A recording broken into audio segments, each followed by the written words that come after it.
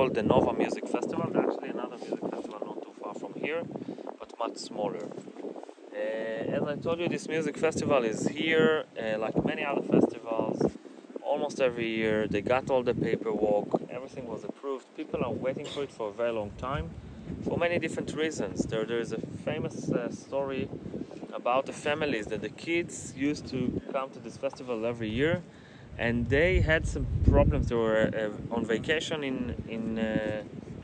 outside of Israel, okay, and they made all the efforts to land in Israel early morning, and the first thing that they'll do, they'll not even go home, they go directly to here, a brother and a sister. One of the most famous stories of a girl that was disabled. She couldn't move, she couldn't talk, she could move very little, she couldn't talk.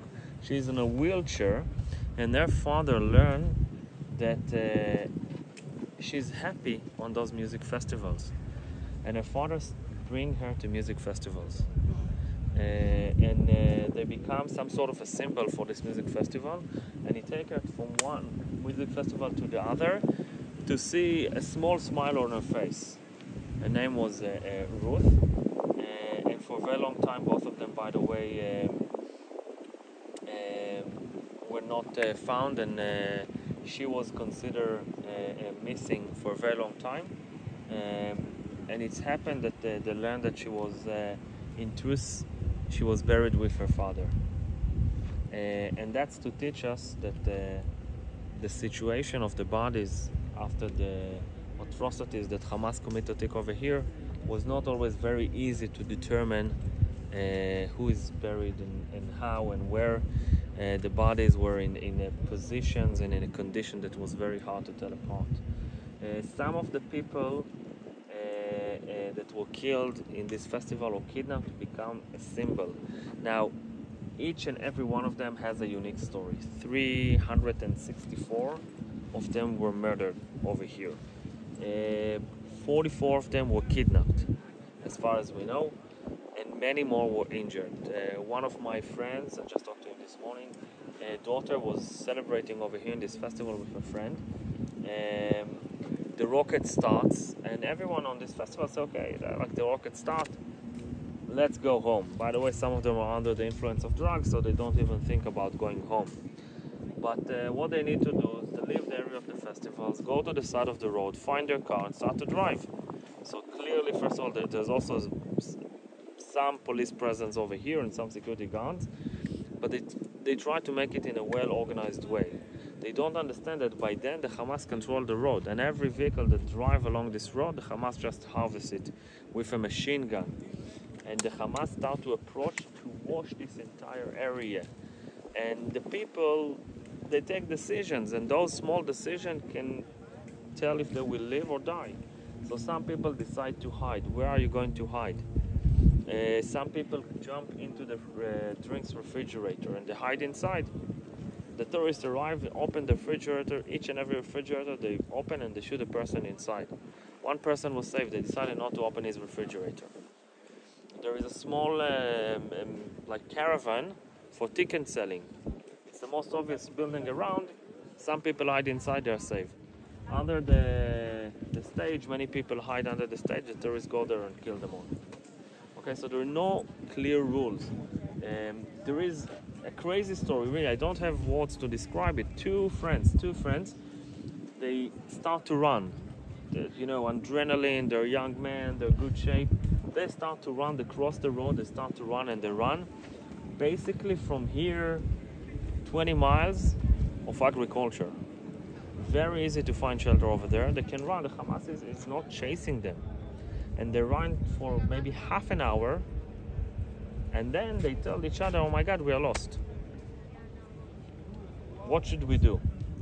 Instead of saying, okay, it's okay to be lost, they said, let's turn around, let's go back to the road. They don't understand what's happened. They're going back to the road, and they say, let's hide next to the road. So one of them is hiding on a bush on the western side of the road. His friend cross and hide in a bush on the eastern side of the road. Hamas pickup truck drive over here, see the guy to the right, pick him up, take him. If friends see everything from the bush, you can do absolutely nothing about it. So sometimes small decision over here was meaning life and death. My friend's daughter, she was able to make her way in the directions of the vehicles, and people tell her, yell at her, don't go to the shooting. She's with another friend, and the other friend she's completely shut off. She does not function. My friend's daughter said, like, look, we must, leave. She's not functioning. So as they stand next to the car, a terrorist car approached, and they just shoot with the machine guns all around, spray all the vehicles next to them with the machine guns. Next to the road there is a concrete safe room, and there are many people hiding in the concrete safe room, and they tell them, come. But my friend's daughter, she cannot speak. She feel all of a sudden she was hit. Her entire mouth is on blood, and she started to choke on the blood, and she doesn't know where she is. She feel that there is a sore in her neck, so she understands that she was hit in the neck, but she cannot even speak. Somehow she's telling her friend, drive me out of here now. Her friend is jumping in the car. She can hardly function. One of the girls hiding in the concrete building, she was a medic in the army. So she said, look, I'm a medic, I must help her, although it's safe over here in the, it's called migunit, it's a cube of concrete like this one. She jumped into their vehicle, and she helped her to get the blood out of her mouth so she won't choke on the blood. So somehow, under fire, they make the way north, and they arrive. There is a small petrol station on the side of the road over there. And when they arrive at the petrol station, she's all bleeding from the neck and from the mouth. They see the people that walk in the petrol station. They don't know that they walk over there, but they see Arab guys. There are Bedouin guys. And they saw people that clearly Arabs with hatchets in their hands. And then they see policemen, Israeli policemen, with guns on their hands, and they threaten them, drop the hatchet. And the Bedouin tell them with thick Arabic accent, come, the crazy one, Hamas will kill us all. The policemen understand that the Bedouins are on their side. The Arab Israelis, by the way, several Bedouin people were killed, and a Bedouin family was kidnapped by Hamas, Muslim Arabs that held over there. So they enter the safe room in the petrol station, and there are the policemen, the Bedouin, and the three girls. Through the noon, they were able to evacuate her to hospital, and they learned that there are two shrapnels cutting her. One went through the cheek, and we cut the top of her tongue. How do you call it? Like the top of the tongue inside the mouth, so it's removing it and going outside. This is why she had so much blood in her mouth. And the other shrapnel went through her neck and removed her tonsils and went out. So she had like 2 free surgery that could be deadly. It's like less than a millimeter here and there, and she would be dead. And then my friend said, look, I took her to, after 2 weeks, to meet the girl that saved her life. And she said she's so panicked she doesn't even remember her name. She keeps calling her in a different name. So she met this girl, and she started to cry, and she said like, oh, you saved my life, you saved my life.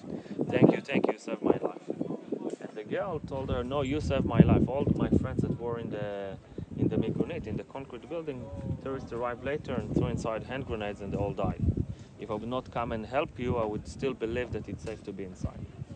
So really, the reality is crazy. It's very chaotic, and the smallest decision or the tiniest decision can change the way that things went for you. It could go that way or the other way. It's really impossible to tell. Really impossible to tell. And some of the people, by the way, I participated in a funeral. There was a woman over here that she just made Aliyah to Israel. She does not have a family in Israel. She has a boyfriend, partner, and they live together. She's Brazilian, and her boyfriend was found, and they found her body, and he was buried. And only 3 days later, her body was recognized.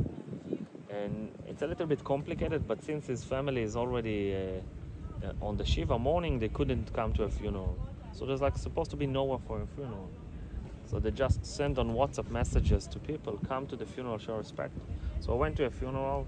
She lived not too far from my home. There are more than 3,000 people that never met her, never heard of her, but come to show respect. So there's many stories, but some individuals become real symbols. One of them is Shani Luke. Later on we'll see her picture. You may remember her.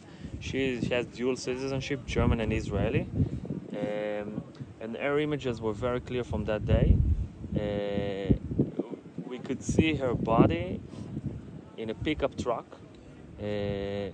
half naked, in the streets of Gaza, and masses of people on the street of Gaza spit on her and beat her.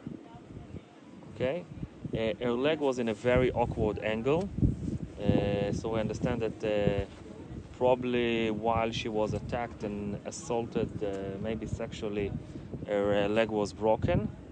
And for a very long time, it was not clear what happened to her, but eventually her body was retrieved, and we learned that she died in the beginning, and she was given up, or she's taken to Gaza as a dead person.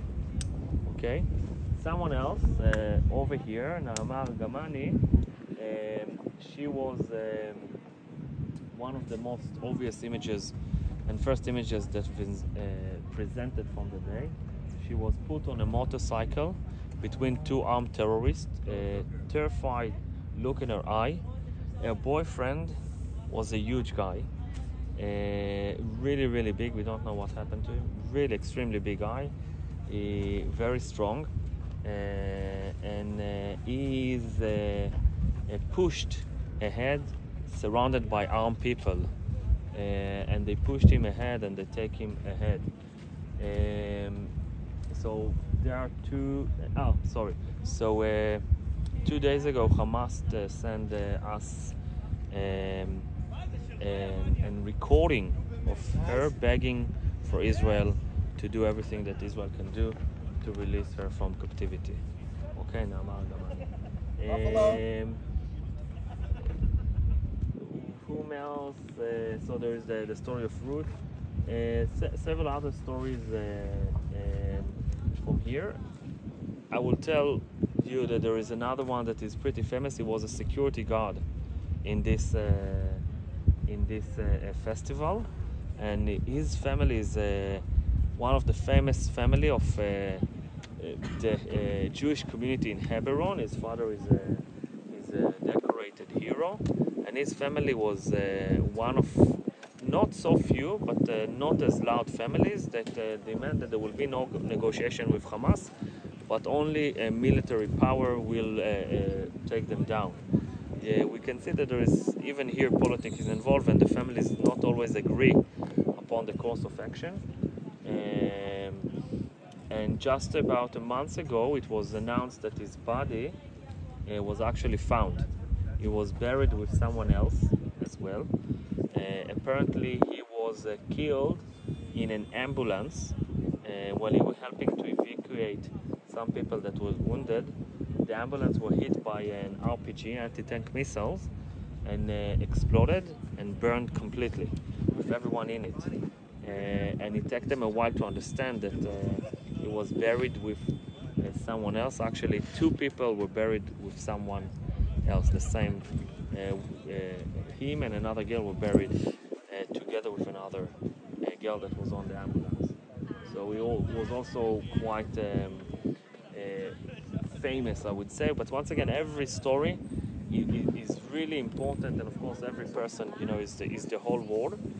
And the last thing that I'll tell you now, we talked a lot about the videos. I don't know if you remember, but do you remember the first videos that were published by Hamas. The first video published was two elderly women that were taking, one of them on a electric scooter, and one of them on motorcycle. They were taken by Hamas terrorists to Gaza, and those images that should shock every human being to the core, to see, not even, a soldier, just old and very confused woman on a motorcycle, surrounded by guns, terrified, does not understand where she is. Those were were used differently by Palestinians and Arabs in Israel and in the West Bank. And Israel was, I hope, learning that there is a limit to the freedom of speech. The same day, there was an Arab Israeli from Nazareth, actress, that was making fun of her on social media, and she blessed Hamas for achievement, and she said, look at her, she's going to see what good time is with the Hamas guys, and she was one of the most promising actors in Israel, and all her contracts were cancelled, and she was also there's still a trial. She's still the trial has not been finished yet for encouraging terrorism. The other thing that happened in several places in the West Bank, they will use this image to promote selling of pizzas and fashion shop. Like, we'll dress you better, we'll eat you better with those images, and that, of course, also was not be allowed by Israel, and those two shops been destroyed by Israeli combat engineer forces. So I think it's important to understand where the average Israeli stands today, and the average Israeli today is way less tolerant than we used to be. I don't want to go into politics because politics is always dirty and always smell bad. But the truth must be said, the average Israelis today is less tolerant through any form of anti-Semitism and any encouragement to terrorism. And I hope it will continue, not only in Israel, all over the world. I think there is a very clear line between what is allowed and what is okay and what is not. So I invite you to walk around. You can see, by the way, the poppy fields that they put around the images.